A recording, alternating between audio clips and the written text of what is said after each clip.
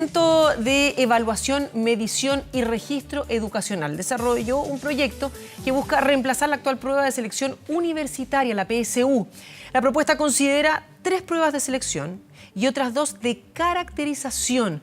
¿En qué consiste este sistema? ¿Cuál es la diferencia con el actual? Bueno, es lo que justamente queremos conversar a esta hora con la directora del DEMRE, Leonor Varas, que ya nos acompaña. Muchas gracias por estar acá con nosotros. Buenos días. Buenos días, gracias a ustedes. A ver, comencemos justamente con eso. Hay quienes están en pleno proceso de preparación para en noviembre rendir la PSU y generalmente cuando se conocen estos cambios a mitad de camino es cuando empiezan a tener todavía más nervios estos pobres jóvenes que ya vienen con el estómago apretado, con la guata apretada, como decimos, desde marzo que empiezan con el tema. Sí. ¿Cuáles son estos cambios? ¿De qué se tratan estas otras 2 pruebas? Ya, en este proceso no hay cambio ninguno, porque Ya. todos los cambios hay que avisarlos con tiempo. El cambio que vamos a hacer, y no deberíamos haberlo anunciado tanto, pero la gente Pero ya estamos quiere conversando saber. aquí, queremos saber, claro. Quiere saber. Nosotros en todas las pruebas PSU ponemos 5 preguntas piloto. Y esas preguntas piloto nunca las hemos podido usar por el nivel de exposición, porque se reproducen, aparecen en folletos de preuniversitario, etcétera. Pero no hemos podido eliminarlas, hemos pedido al CRUCH que las eliminemos porque acortaríamos las pruebas, lo que sería bueno. No se han eliminado, entonces queremos aprovechar esta vez de poner ahí nuevas preguntas de las nuevas pruebas, o sea, aprovechar de pilotear en la aplicación oficial a gran escala, lo que siempre es muy bueno. Lo más probable sí es que muchas de esas preguntas las van a descubrir que son preguntas piloto y entonces ahí se arruina la información estadística. Pero si eso ocurre con algunas, esperamos no con todas, nos vamos a esforzar de que no sea tan fácil descubrirlas, pero se ven distintas que las preguntas PSU. ¿Es un formato diferente? Sí, Ya. sí, es un formato diferente.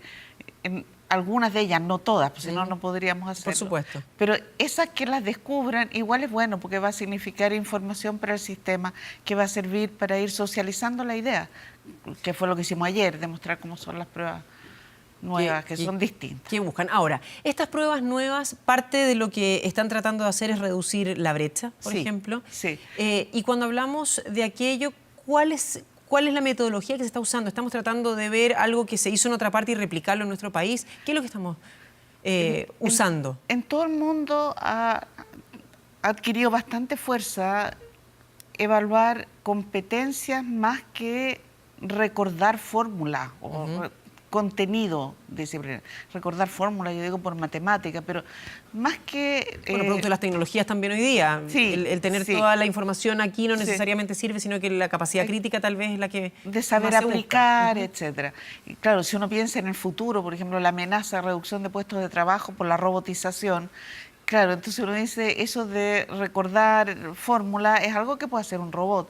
Sin embargo, el criterio para aplicar esto y no lo otro, hay habilidades que no son tan fáciles de robotizar y que esas son las que deberían tener más énfasis en la educación, porque es lo que va a asegurar este predominio humano en tareas más sofisticadas. Entonces son pruebas más sofisticadas. Hay mucha gente que cree que la reducción de brecha y reducción de contenido significa pruebas más fáciles. No son pruebas más fáciles. Apelan a habilidades de pensamiento más sofisticadas, más elaboradas, habilidades de nivel superior. Por ejemplo, la pregunta de matemática que mostramos ayer es una pregunta donde, claro, el que se sabe la fórmula va a buscar datos para aplicar la fórmula y no están los datos para aplicar la fórmula. En cambio, sí hay que saber una cosa importante que es de qué depende el volumen, o sea, están asociadas a contenido, pero a los hechos relevantes. No saberse tanto la fórmula como saber que el volumen de un cilindro, porque una hamburguesa es un cilindro, depende de manera cuadrática del radio o del diámetro, que es lo que sale como información. Entonces no aparece ni un número, ningún dato para aplicar una fórmula y sin embargo uno puede resolver la pregunta pensando en de qué tipo es la variación. Leonor, cuando se toman estas pruebas, generalmente se critican mucho las pruebas estandarizadas porque no reflejan lo que conoce o lo que sabe el alumno.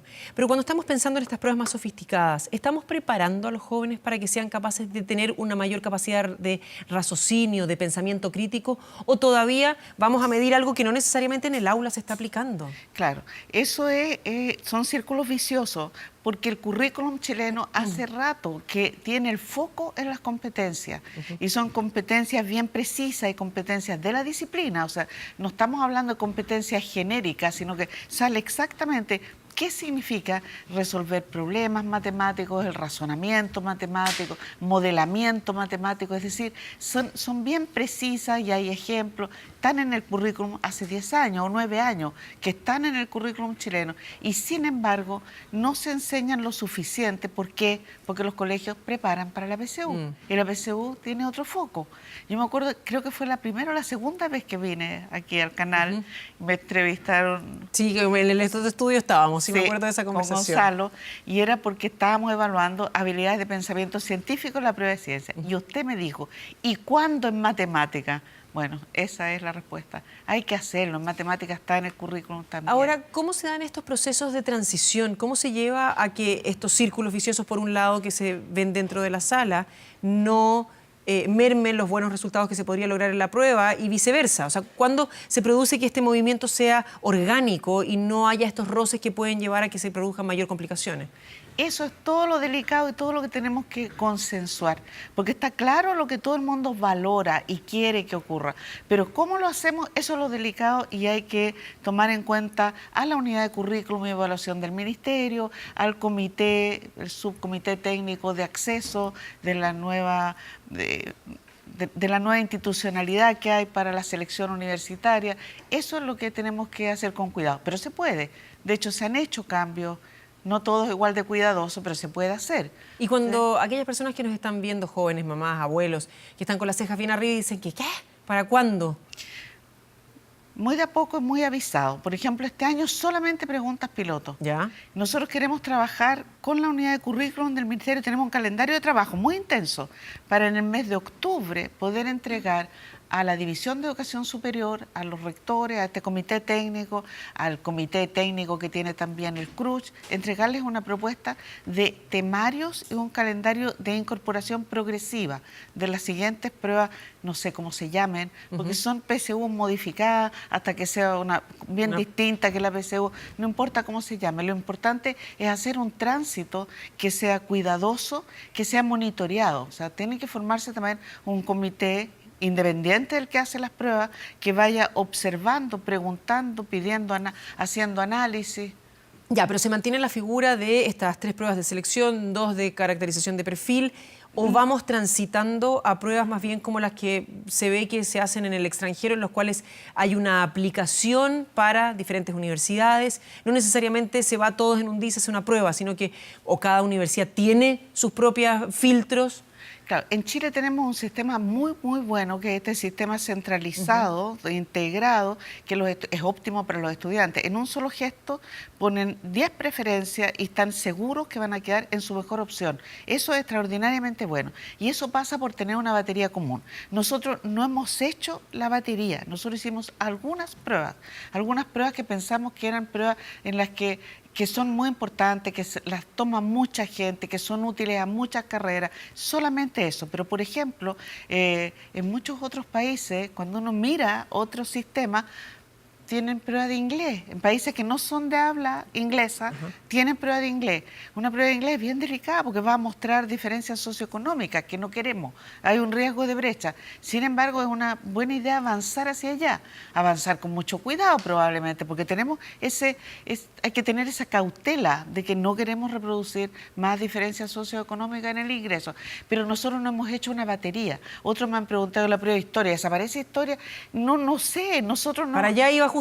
Claro, no lo sé. Nosotros no hemos propuesto una batería. Nos ocupamos de algunas pruebas con un proyecto de investigación y desarrollo. No es un proyecto. En la editorial ayer del Mercurio dice el Ministerio debería pensar en un convenio de desempeño para hacer todos los estudios que se requiere para el tránsito al nuevo sistema. Efectivamente, el problema es de esa envergadura y nosotros no lo hemos abordado en esa dimensión. Lo abordamos en una dimensión pequeña.